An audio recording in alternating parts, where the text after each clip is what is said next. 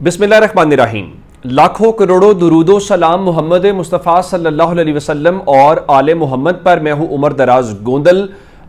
सबसे बड़ी खबर इस्लामाबाद से है, जो अगर मगर थी कि अब हमला हो गया है। 6 मकामात पे हमले हुए, 24 स्ट्राइक्स की हैं इंडिया ने।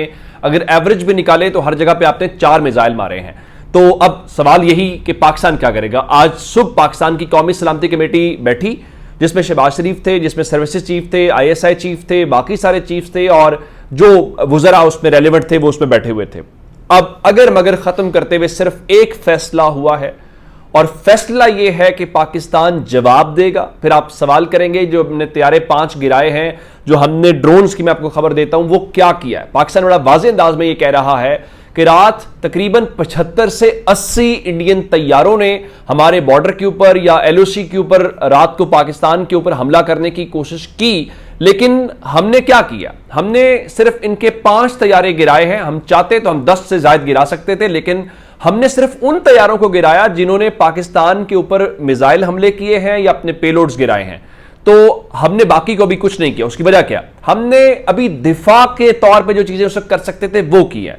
हमने रिटेलिएट अभी नहीं किया, हमने मिसाइल हमलों का जवाब नहीं दिया। जो हमारे ऊपर हमला करने आए थे हमने उनको गिराना था, हमने उनको गिरा दिया।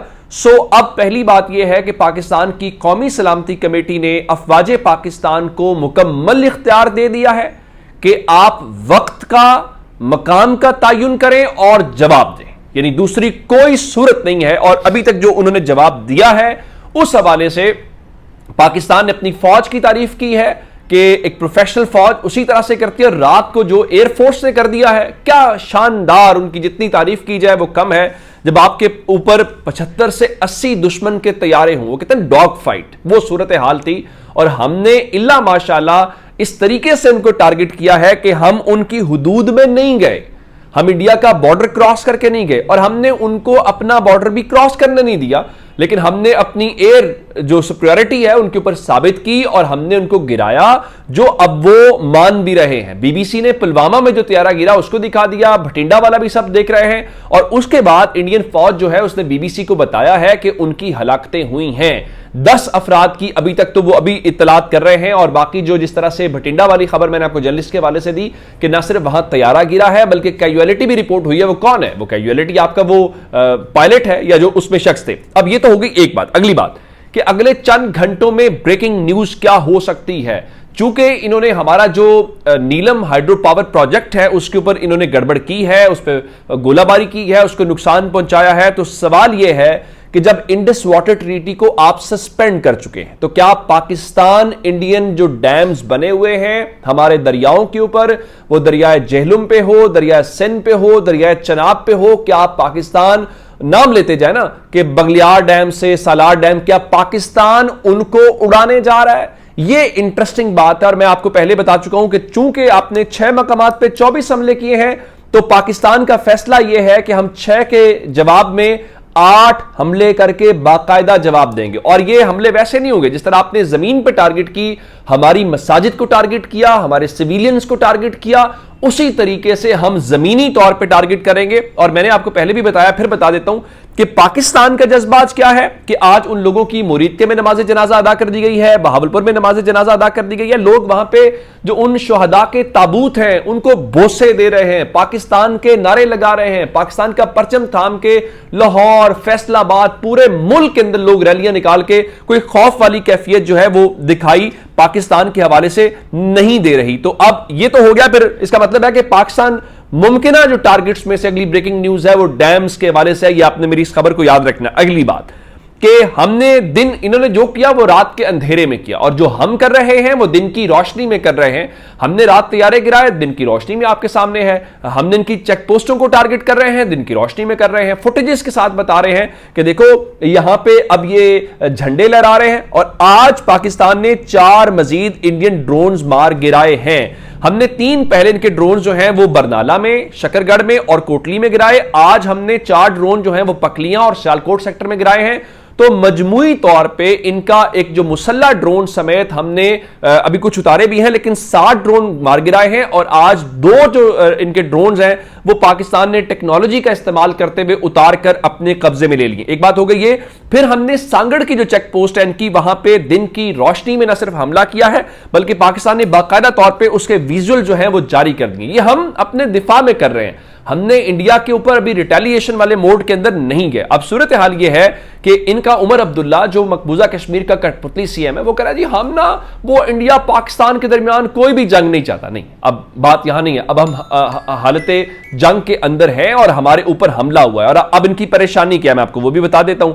अब से थोड़ी देर पहले जो इंडियन वजारत खारजा है वहां पे इन्होंने क्या किया है कि जो मुख्तलिफ ममालिक के सफीर हैं, एम्बेसडर्स हैं या जो हाई कमिश्नर्स हैं या जो स्पेशल एनवॉयज हैं उनको बुलाया है और ये जो इन्होंने सिंदूर नामी एक ऑपरेशन किया है उसके हवाले से ब्रीफ किया गया है।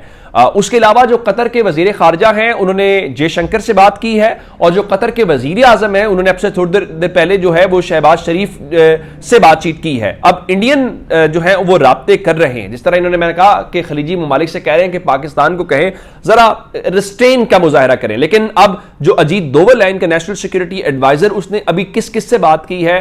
National security adviser Marco Rubio से उसकी रात ही बात हो गई थी और पाकिस्तान में भी मार्को रूबियो की रात कॉल आई है और जो दीगर यूके का नेशनल सिक्योरिटी एडवाइजर है उसके साथ उसने बात की है, सऊदी अरब के जो नेशनल सिक्योरिटी एडवाइजर हैं उनके साथ उसने बात की है और उसके अलावा जो यूएई के नेशनल सिक्योरिटी एडवाइजर हैं उनके साथ बात की है और उनसे हट के जापान के नेशनल सिक्योरिटी एडवाइजर के साथ बात की है और रशियन जो नेशनल सिक्योरिटी एडवाइजर है उनके साथ बात की है और जो फ्रेंच प्रेसिडेंट के डिप्लोमेटिक एडवाइजर हैं उनके साथ बात की है। तो इंडिया इस वक्त ये कह रहा है कि उसने जो यूएन सिक्योरिटी काउंसिल के 5 परमानेंट मेंबर्स हैं इंक्लूडिंग चाइना, चीन के साथ भी उनकी बात हुई है, उनके साथ भी बात की है और पाकिस्तान के जो दोस्त ममालिक हैं जिस तरह से यूएई, सऊदी अरब है, उनके साथ भी अजीत दोवल ने बात की है और फिर जापान के हवाले से भी उन्होंने गुफ्तगू की है।